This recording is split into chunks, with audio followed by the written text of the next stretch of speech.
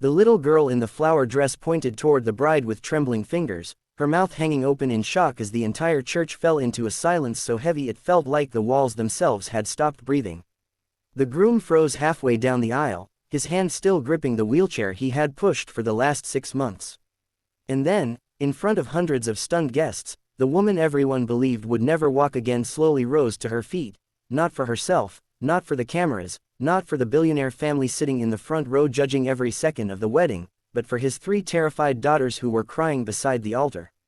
If you believe every story hides a lesson somewhere inside it, take a second to like, comment, share, and subscribe to Kindness Stories. You never know which story might stay with you forever. Ethan Cole had not slept properly in almost 3 years. Ever since the night his wife died on a rain-soaked highway while driving home from her nursing shift, his life had become a long hallway of exhaustion. Every morning started before sunrise with burnt coffee, tangled hair, missing socks, and 3 little girls climbing over each other in their tiny apartment while cartoons flickered across a cracked television screen. Lily, Emma, and Sophie were only 4 years old, identical triplets with wide blue eyes and endless energy. They were the only beautiful thing left in his world. But beauty did not pay rent. Beauty did not stop eviction notices from sliding under the door. Ethan worked 2 jobs in Chicago, one unloading trucks before dawn and another cleaning office buildings late at night. His hands stayed cracked and bleeding from winter air and cheap soap. Some nights he sat in his truck outside the apartment just staring at the steering wheel because he could not gather the strength to walk upstairs and smile again for the girls. Still, he always did. He read bedtime stories even when his eyes burned.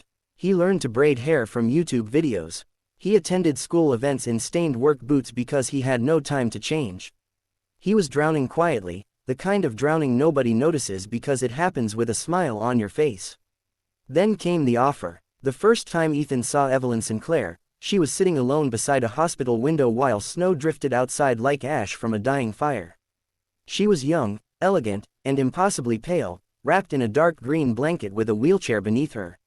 Everyone in the city knew the Sinclair name. Billion-dollar hotels, luxury brands, private jets, old money that built entire skylines. But rumors followed Evelyn everywhere. Some said the accident destroyed her spine. Others whispered she had become a recluse after her fiancé abandoned her during recovery. The newspapers loved her tragedy because rich people suffering always fascinated the world. Ethan met her by accident while delivering cleaning supplies to a private medical wing. One of his daughters had wandered away from the waiting room and climbed into Evelyn's lap before security could stop her. Instead of anger, Evelyn laughed softly, a sound fragile enough to break apart in the air. For 10 whole minutes, Ethan watched his daughters make paper crowns for a woman who had not smiled in months. That should have been the end of it. But weeks later, Ethan received a phone call from a lawyer in a gray suit who spoke with the emotion of a machine. Evelyn Sinclair needed a husband. Not for love. For inheritance control. Her grandfathers will demanded marriage before her 30th birthday or the company board would seize power from her permanently. The arrangement would last 5 years. In exchange, Ethan's debts would disappear. His daughters would attend the best schools. They would never struggle again. At first, he refused.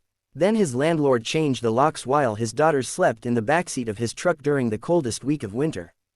Pride became a luxury he could no longer afford. The wedding preparations spread across magazines and social media like wildfire. Headlines mocked him relentlessly. Gold-digging janitor marries disabled billionaire. Strangers tore apart his character online without knowing the first thing about him. People called him desperate, opportunistic, pathetic. He stopped reading comments after someone posted pictures of his daughters walking into daycare. But the cruelest thing was Evelyn herself seemed emotionally miles away from the entire arrangement. She remained polite but distant during every meeting. Her face carried the sadness of someone who had already buried too many dreams. Sometimes Ethan caught her staring at couples in restaurants with a look that vanished the moment anyone noticed. The only people she softened around were the triplets. The girls adored her immediately. They decorated her wheelchair with ribbons and stickers. They crawled into her lap during movie nights inside the enormous Sinclair mansion. For the first time since their mother died, Ethan heard genuine laughter echo through a home again. Even Evelyn's cold empty hallways began changing. Toys appeared beside marble staircases. Tiny shoes lined the entrance. Finger-painted drawings ended up taped to priceless walls. And slowly, something dangerous started growing between them. Not passion, Not fantasy. Trust. Late one evening, Ethan found Evelyn sitting alone in the mansion greenhouse while rain tapped gently against the glass ceiling. She admitted she had spent 2 years pretending not to care whether she lived or died after the accident. People treated her like broken glass. Men looked at her with pity instead of love. Friends disappeared because tragedy made them uncomfortable. She said the wheelchair had become more than metal and rubber, it had become a prison everyone expected her to stay inside forever. Ethan understood prisons better than most. As the wedding day approached, the city transformed the ceremony into a spectacle. News vans crowded outside the cathedral. Influencers posted videos mocking the fairy tale transaction. Wealthy guests arrived dripping in diamonds while Ethan stood nervously in a borrowed tuxedo that felt too expensive for someone like him. But beneath all the glamour, the tension felt unbearable. Because Evelyn had hidden something from everyone. Months earlier, doctors had quietly told her there was a small chance she could stand again with painful therapy and intense rehabilitation. But after years of disappointment, she refused to hope publicly. She practiced secretly at night when nobody was watching, collapsing over and over onto cold therapy mats while tears rolled silently down her face. Bruises covered her legs beneath the wedding gown. Every step felt like walking through fire. And on the morning of the wedding, she almost gave up completely. Inside a private room behind the cathedral, she stared at herself in the mirror and whispered that she was tired of being everyone's tragedy. Then she heard screaming. Not terrified screaming. Children screaming. The triplets had gotten frightened by the massive crowd inside the church. Cameras flashed everywhere. Strangers stared at them. One little girl began crying uncontrollably near the altar, and the other two followed instantly. Ethan dropped to his knees trying desperately to calm them, but panic spread through the children like wildfire.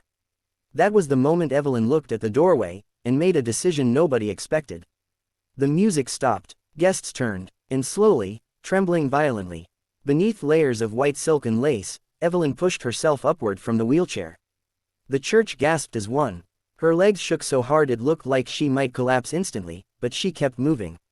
One painful step, then another. Tears streamed down her face while the triplets stared at her with absolute wonder.